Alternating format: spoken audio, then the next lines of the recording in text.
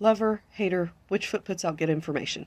Um, she's a bit of a character, so she's become a bit of a target, and understandably so. She's got her stitches and duets turned off. I can't blame her on that.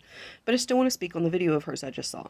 She's talking about how the medicinal and the magical do not always overlap when we're talking about herbs.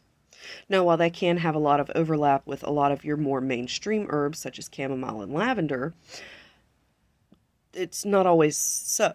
Like, look at poppy. Poppy seeds. Make the little lemon poppy seed muffins. They're delicious. However, medicinally, poppy is used to create pain reliever. But magically, I would never use poppy in a healing spell because, from my experience, poppy tends to sow chaos. So, poppy is something that I would be more inclined to use in a baneful working. Now, when you get into more specific herbs, like niche herbs and wildcrafted herbs, a lot of those do not have that crisscross overreach correspondence either. One of my favorite ones to work with is Spanish moss. Now, Spanish moss was used to hold in the medicinal herbs on a compress to heal open wounds. But I would never use Spanish moss in a healing spell. Because from my experience, Spanish moss, magically, is more representative of entanglement and entrapment. So that's something I would use in, say, a baneful working or a protective thing, creating wards, stuff like that. Because who doesn't love a ward that bites back?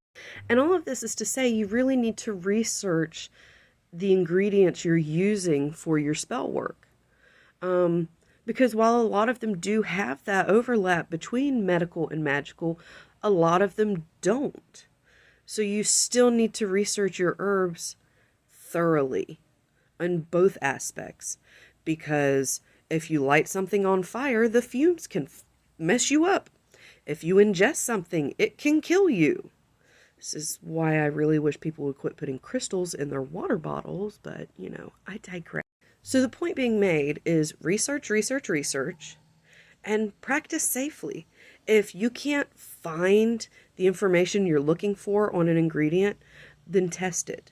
And I mean test it safely. Make a poppet, make a bottle, something inanimate to use as a target in order to test that ingredient to know what it's going to do magically.